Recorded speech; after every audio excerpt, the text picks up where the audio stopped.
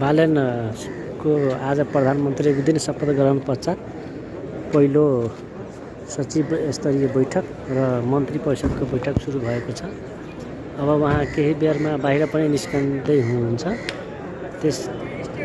त्यसपछि बाहिरको दृश्य यस्तो रहेको छ।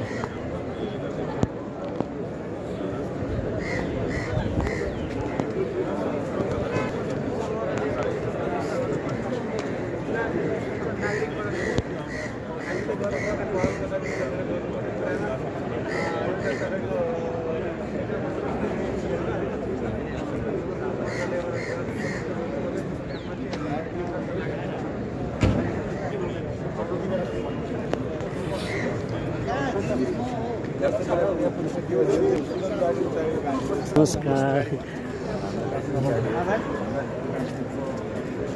निकोलस जी जानुभयो भर्खरै। धेरै सांसद र सुरक्षाकर्मीहरूको भिड छन्। यतातिर पत्रकारहरूको मिडियाहरूको भिड।